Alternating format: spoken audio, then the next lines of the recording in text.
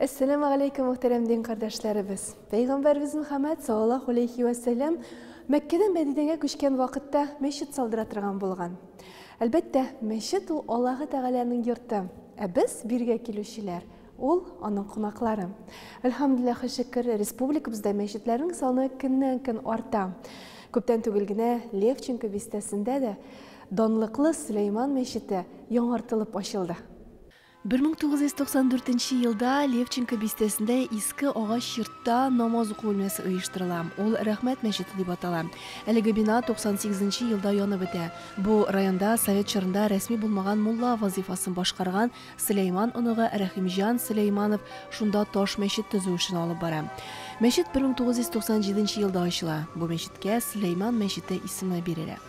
Яңа binada tiziliş işleri 2020-2023 yıllarda bargan.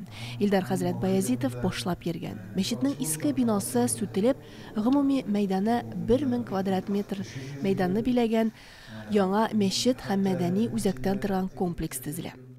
Biz sizning bilan Süleyman Meşitinde işraşkanımız var. Bu eski meşitte. Amna bu hazır yaڭа motor zamancha yasalgan meşitte yerimiz. Mine әлеге meşitning tizilişi nechigrak bardi? Bilesizmi, bu 13 yılda biz yerde meşitke köçkeç, bu mahallede 12 yıl bit işledim, imam bulup işledim. Şuna göre şunday hıyal var idi, şu orunda motor günü yaktı, nurlu ak meşitini tizerge. Hem şu hıyal tırmışka açtı, 2 yıl elek benim yanıma geldi Razıya İsmail kızı Yenikeyeva, şunday tege. Ol kildi, ol ayta min erimning vasiyati бар edi, meçit tizirge kaylar bolsa meçit tizisim kile. Min ko'rsatdim şu o'rinni ko'rsatdim. Ol qaradi, aşadı, ol shunda biz tege planlaştırdık, şu meçitni tizi başladık. Ol 2 yıl içinde salındı bu meçit. Meşitning proyekt avtori arxitektor İskender Yenikeyev kompleksni tüzüge Tatarstanның atqazangan sanat işliklisi Rossiya kompozitorlar birligi a'zosi tanilgan metsenat Rustam Latipovning tul xotini Raziya İsmail kızı Yenikeyeva zo'r ulush kiritgan. Meşitning ish oq gumbazi bor. Bezalishda tashqi yoqdan da interyerda da oq tusga ustunlik berilgan. Arxitektor İskender Yenikeyev ol şu bizning biz tilegen narsalarni shunda kiritdi, o'zi de nindirtigi o'zi ol bit tajribali shunday arxitektor ol shuna kiritdi taqdimlarni. Biz şu meçte artık bize olmasın, lakin ol торжественный olsun, motor olsun deb şu ak meçit bulup çıktı. Artık meseleler yok. Num meçitke kirip kilesinde ol meçit deb ko'rinaydi. Tышкы яктанды, ol ak kupolları, manaraları bütünsi ak tisте, şu ak meçit bulup çıktı. Яңа binada zor namaz zалы yakınça 500 namaz okuşuğa hesaplangan. İkinci katta xotin kızlar için zal ornaşkan. Meşitte şulayıq türlü kabinetlar, taharatxana var. Meşit Baltaş rayonu bir baş az kirimli hem ko'p bolalı ailelarda terbiyelenişi Müslüman ir bolalarga hesaplangan yordam pensionatıning ikinci noktası ornaşacak. Bu bit munda bütün sosyal işler şunda başlandı bizning 2002 yılda men munda kelgan vaqtda bu şu qaradık poseloqda kim yaşay, anda желатиновый заводдан, Tasma zavodundan ko'p kishilar sotsial tuban darajada yashaydigan kishilar ko'proq bunda yashaylar edi. Shunga ko'ra biz şu sotsial ishni boshladik, shularga yordam beru, paketlar taratib, boshqa turli anar invalidlar bilan bunda şu o'rinda boshladik. Bit sukurlarni öğretiyor, kurslar, tırnaklantırı kurslары bunda başladık. Hem bu көз алдыбызда tutабыз, şunda ol iş devam edecek. Birinciden sosyal yönelişi baracak. Bizning yordam fondi bilan birlikte indi şunda hem bu meçte balalar için Kur'an kursları pensiona şekillenirse ve bizning yordam fondining Burbaş avlunda Балдач районының Булбаш ауылында пансионат бар. Шушынды ук мында үмітләнәбез шушы келесі елдан башларга мында мәктәп бар, бізде де мәктәп бар. Шушы балалар көп балалы ғаиләдән теге малайларны җыябыз да шунда 5-нче класстан алып 11-нче класска хәтле шушында торачаклар. Мәктәптә укыйлар, монда дини, милли тәрбияне алып һәм башка төрле теге шундый теге ял көннәрдә иләргә кайтып йөри торган балалар. Комплексның уку сыйныфлары һәм ашхана белән җиһазландырылган 2 катлы ягында ислам мәдәнияте үзәге урнашкан.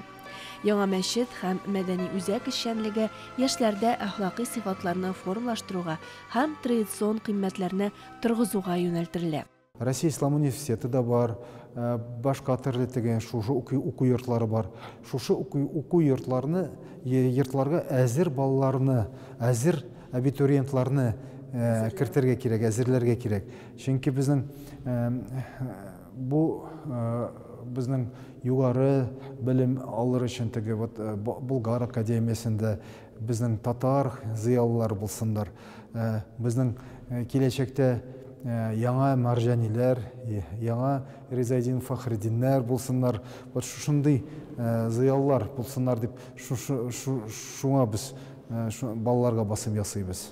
Коръән ятлыклары, класс тахфиз. Монда бит балалар утырып Коръән ятлыйлар. Теге Коръән укып, шуңа күрә монда диваннар, шу кичкенә генә диваннар, шушы Коръән ятлыйлар, шушы уртада остазлары утырачак.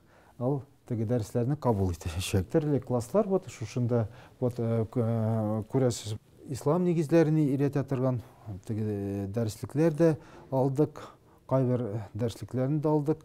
Монда компьютерда өйрәнергә балаларга теге укырга аерым бер класс компьютер белән җиһазланган, анда төрле ниләр программалар. Ул бит хәзер заманча кирәк хәзер яшәргә. Шуңа күрә безнең дә шәкертләребез шушы заманча, шушы компьютерда өйрәнеп, төрле программалар, ислам буенча шушында өйрәтә торган була бу класста. Бер сыйныфта ничә бала укырга тиеш? 12 бала бер сыйныфта, бер класста. 12 бала безнең 3 группа була, 36 бала. Шуларга нетелгән иде. Демәк, алар укуны бетереп чыгып, алар инде югары уку йортына, Россия Ислам университетына мәсәлән кирә алалар. Да, мәдрәсәләргә, Россия Ислам университетына, аннары киләчәктә Болгар академиясенә әзер булалар инде безнең балалар. Әлеге мәчеткә нигез салган Сөләйман хәзрәтнең улы Рәхимҗан хәзрәт бүгенге көндә дә әтисенең эшен дәвам итә. Монда поселокта бер ничә домна булган. Урман и завод строился. Фотожелатиновый завод.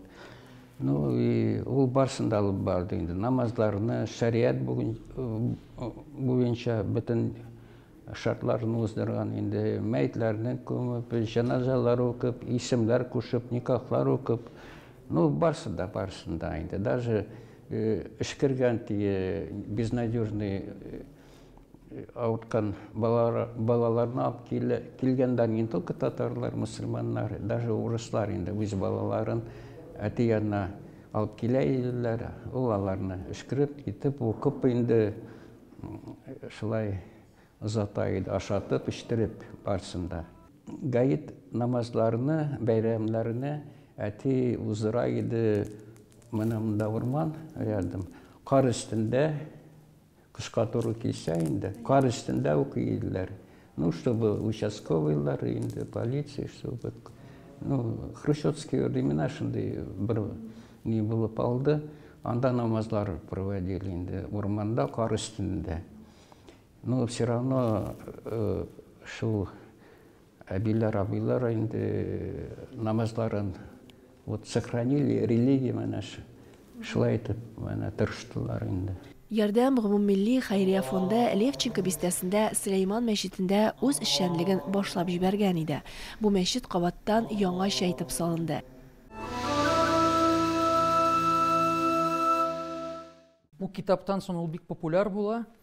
Вашия фи нақди ақаиди шиа шиитларға қаршы ул махсус Иранға барып, 7 ай шунда йөреп, китап өчен мәгълүмат җыя. Муса Бигиев турында моңарчы Мисыр архивларында гына сакланучы материаллар хәзер Татарстан мөфтиендә дә бар. Газетларда аның хакында басылган мәкаләләр, әсәрләренең күчерелмәсен Камил хәзрәт Сәмигуллинга Каһирәдә тапшырганнар. Бер ай элек анда милләттәшебез Бигиевның кабере табылды һәм җирләнгән урынына исеме язылды. Әлбәттә, Муса Җаруллаһ Бигиев бик танылган һәм зур галим. Ул 1949 елда вафат була. Һәм аның кушуы буенча аның каберендә таш язуды куелмый. Шул нисбәттән аның кабере югала. Беркем белми, хәтта Түркиянең Диянәт эшләре башканы, министр, дин буенча министр дип әйтеп була, элекеге министр Мәхмәт Гөрмәс, ул Муса Бигиев буенча докторский диссертацияны яклаган кеше, аны бик ярата, аның бүтән әсәрләрен җыйган кеше, аны эзләгән, таба алмаган. Безнең галимнәребез дә эзләделәр, таба алмадылар. Югалган каберне Татарстан рәисе кушуы буенча узган ел эзли башлыйлар. Каһирәдәге галимнәр аны корольләр зиратында булырга тиеш дип фаразлый. Мисырдагы якташыбыз Марат Гатин ярдәме белән бу фараз раслана. Без аның белән онлайн элемтәгә чыктык. Безнең милләт өчен дә түгел, ул гомумән безнең илебез өчен бер эш. Чөнки бу безнең якташыбыз, ул танылган галим.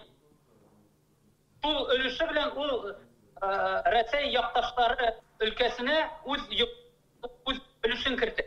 Муса Бигиевның исеме һәм аның иҗаты бүген халкыбызга ачыла башлаган хәзинә ди галимнәр. Аның турында мәгълүматны яңа басылып чыккан китаплардан табарга була. Ә Совет заманында исемен телгә алырга да ярамаган. Гәрчә ул бөтен ислам илләре өчен абруйлы шәхес булса да, Ростов-Дон шәһәрендә туган, дөньяви һәм дини белем ала, Төркия, Иран, Әфганстан, Мисыр, Сирия кебек унлап илдә дини гыйлемен арттыра. Аның дини фәлсәфәсе белән килешүчеләр дә, килешмәүчеләр дә булган. Ул Коръәннең 10 укылышын белгән, аңа үз тәгълиматын биргән. Ул кешене эштән актарып чыгарып, бөтенләй башка фикергә, башка карашка, ул аңын үзгәртә, дингә карата. Дин рухи үзгәреш Бигиев шуны күрсәтә. Муса Бигиев илаһи мәрхәмәтнең дәлилләре дигән әсәрендә Аллаһы Тәгаләнең мәрхәмәте шул кадәр киң ки, кайчан да булса бөтен кеше дә нинди дин тотуына карамастан җәннәткә кертеләчәк дип язып калдырган. Аның бу тәгълиматы тәнкыйть утына тотыла. Шулай ук озын көннәрдә Руза әсәрендә ул Финляндия якларында кояш баемаган, якты төннәр булган, шәфәк сүнми торган җирләрдә мөселманнар ураза тотарга тиеш түгел. Андый шартларда ураза тоту кешене авыр хәлдә калдыра дип яза. Аят белән хадискә генә таянып та Бигиев әллә нинди искиткеч, акыллы, мантыйкка туры килгән һәм кешенең файдасына хезмәт итә торган һәм исламның рухына туры килә торган карарлар чыгара. Ягъни ураза тоту тиеш тә түгел, аның өчен фидия түләү дә тиеш. Ягъни тотмаган ураза өчен фидия дә үтәргә кирәк бит әле.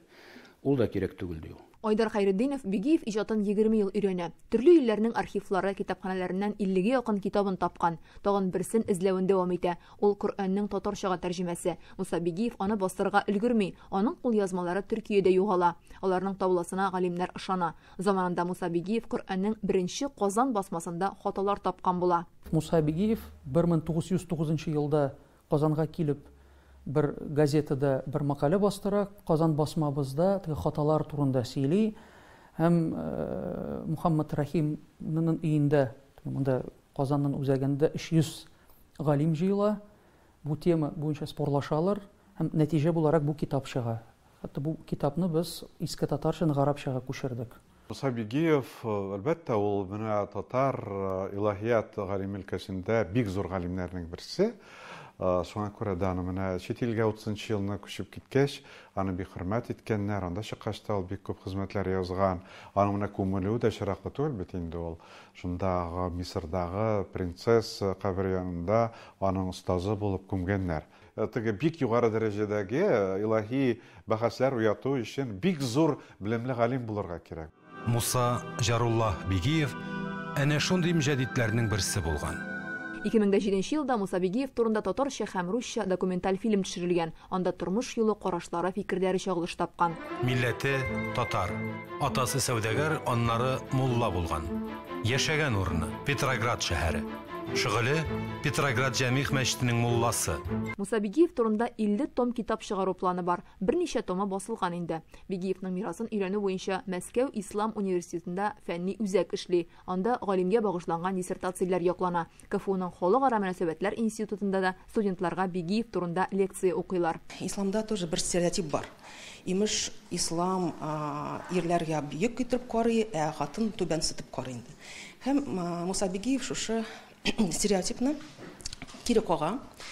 Чөнки ул әйтә, ислам, чын исламны аңласак, аның ирнең төп вазифасы ул хатын кызга рухи, бәдәни, физик яктан яхшы уңай мөхит ясарга кирәк. Һәм шушы ислам хатын кызны уртага куя, ирне ул аңарга ярдәм итәргә, шушы мөхитне төзәргә дип куя. Шундый менә фикер хәзер заманда да бик мөһим. Узган гасырда Муса Бигиев әйткән фикерләр бүген дә галимнәр арасында бәхәс уята. 2025 елда аның тууына 150 ел була. Дөньякүләм конференция уздыру нияте бар. Түгәрәк өстәлләр булачак һәм иң зур эш инде аның каберен табып игълан итү. Хәзерге вакытта аның берничә китапны без иске татарчаны гарапчага күчерәбез. Кадимчә укучы юк. Гарапча булса бөтен дөнья аны таныячак. Муса Бигиевны чит илдә җирләнгән Россия якташлары реестрына кертү планы бар. Аңа керүчеләрнең каберен карап тору дәүләт карамагына күчә. Димәк, саклана дигән сүз. Бисмиллахир-рахманир-рахим. Алхамдулиллахи раббил аламин, хамдан катиран тайибан мубаракан фих. والصلاة والسلام على نبينا رسولنا محمد وعلى آله وأصحابه أجمعين.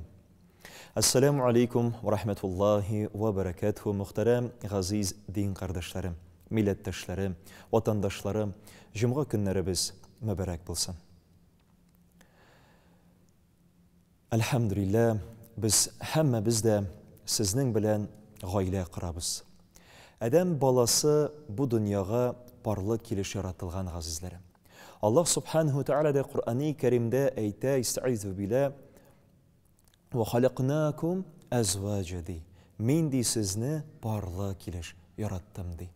Yani adam balası bu dünyada özüne ting parın tabırga, izlerge, Allah'tan sırarga, anarga sıyınırga, tırışırga tiyiş elhamdülillah. Hem inde şuşu suygen, izlegen, parın tapqaştın, İslam dini boyunca, kanunları boyunca nikahlaşıp, gaile kırıp, matur, turmuş itirge tiyiş inşallah.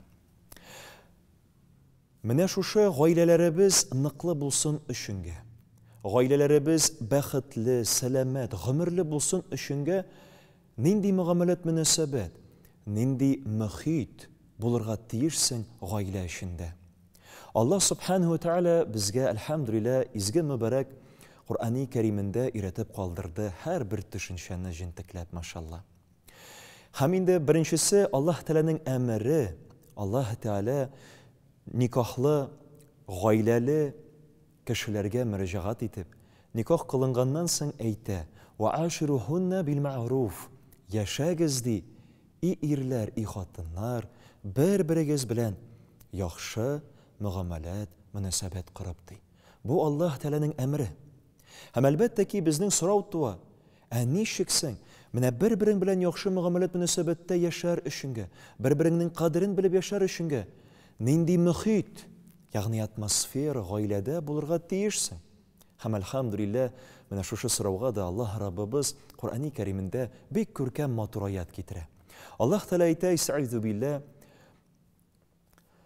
وَمِنْ آيَاتِهِ أَنْ خَلَقَ لَكُمْ مِنْ أَنْفُسِكُمْ أَزْوَاجًا لِتَسْكُنُوا إِلَيْهَا وَجَعَلَ بَيْنَكُمْ مَوَدَّةً وَرَحْمَةً. Maşallah. Allah Teala şu körkem ayetinde eyte büyük ayetlerinden, mucizalarından i kişiler, i erler hem hatunlar sizge özünüzden oxşaş bulgan, şundayıq jirlikten, şundayıq mühitdə tərbiyelengen, şundayıq ailede üsken par yarattığı ol zor mucize ayet bulup dura fikirler hem uylanlar işinge maşallah. Hem ne işinsin biz gaile qırabız, hem nindi mühit anda buldırılırga, hem saklanırga tiyişsin degen sorawga Allah Teala devam etip eyte liteskunu ileyhe. Siz bir-birigizni tınışlandırır işinge. Bir-birigiz üçün tınışlık şığanağı bulsun işinge. Siz kavuşasız. гаилә корасыз. Һәм шуңа күрә, газизләрем, тынычлык, ул тигезлек билгесен куябыз да иминлек дигәнне аңлата. Ягъни, ата-ана гаиләсе булсынмы ул, ир белән хатын гаиләсе булсынмы ул, анда бик тә мөһим, әһәмиятле төшенчә булып тора тынычлык, иминлек. Һәм шуңа күрә һәрбер бала ата-ана янәшәсендә шушы тынычлыкны, иминлекне табырга тиеш. Һәрбер хатын үзенең иренең кочагында шушы тынычлыкны, иминлекне табырга тиеш. Әгәр дә гаиләдә тынычлык, иминлек булмаса, кызганыч, андый гаиләдә үсеш булмый. Андый гаиләдә психологик яктан да, рухи яктан да, физиологик яктан да алга китеш булмаячак, газизләрем. Һәм шуңа күрә аптырарга кирәкми, әгәр дә балагыз укуында яки имтиханын бирә алмаса, укуында ниндидер шелтә алса, игътибар итегез, сезнең гаиләдә нинди мөхит, әти белән әни нинди мөгамәләт мөнәсәбәттә. Чөнки бала ул кайгыра әти-әни өчен. Һәм шуңа күрә иң беренче төшенчә, иң беренче мөхит кайсы гаиләдә сакланырга, булдырырга тиеш, ул да булса иминлек, тынычлык мөхите. Икенчесе, وَجَعَلَ بَيْنَكُمْ مَوَدَّةً ди Аллаһ Тәгалә. Бер-берегезгә карата мәхәббәтле булу. Ягъни романтик хисләрне саклау һәм романтикны сакларга төрле чаралар үткәрү. Хади Такташ әйтмешли, мәхәббәт ул үзе иске нәрсә, ләкин һәрбер йөрәк аны яңарта. Тиле яшьлек ярты гомерен бирә аның хисе белән янарга. Субханаллах. Шуннан да, газизләрем, мин хәтта сездән дә сорасам, нәрсәсен ул сезнең өчен мәхәббәт? Мөгаен сез дә төрлечә җавап бирерсез. Шуннан да, һәрбер кеше өчен мәхәббәт ул үзенчәлекле. Һәм һәрбер кеше үзенчә аңлый һәм үзенчә күрә ул мәхәббәтне. Газизләрем, мәхәббәт ул әлбәттә ки бер-береңне Аллаһ ризалыгы өчен ярату. Һәм ул бер-береңне Аллаһ ризалыгы өчен тәрбияләү, саклау, хөрмәтләү, машалла. Шуңа күрә гаилә эчендә мәхәббәт, романтик хисләрне саклау, аның өстендә эшләү ул һәрбер гаилә әһленең бурычы булып тора. Ирнеке дә, хатынныкка да. Һәм инде өченчесе, газизләрем, Аллаһ Субханаһу ва тааля дәвам итеп әйтә: "Ваҗа'ала бәйнәкум мавадда ва рахма", машалла. Рәхмәтле, ягъни мәрхәмәтле мөгамәләт мөнәсәбәт. Нәрсәсен ул мәрхәмәтлелек? Үз-үзеңә теләгәнне син шушы якын кешеңә дә телисең. Аны хөрмәтләп башкарасың. Менә ничек син, ират кешесе, үзеңнең газиз кыз балаңа, үзеңнең газиз сеңелеңә, ничек үзеңнең газиз әнкәеңә нинди ир булуын теләсәң, шундый ук ир, шундый ук әти булырга тырыш хатыныңа карата. Чөнки ул шулай ук кемнеңдер кыз баласы, ул шулай ук, әлхәмдүлилләh, кемнеңдер апасы, сеңлесе һәм ул сезнең балаларыгызның әнисе. Һәм дә инде, әлхәмдүлилләh, шулай ук хатын кызга да тиешле иренә карата шундый мөгамәләт мөнәсәбәттә булырга. Шулай иттереп гаиләне бәхетле итә торган өч төшенчә, өч мөхит: тынычлык, иминлек, бер-береңә мәхәббәтле булу һәм бер-береңә мәрхәмәтле һәм рәхмәтле булу төшенчәләре.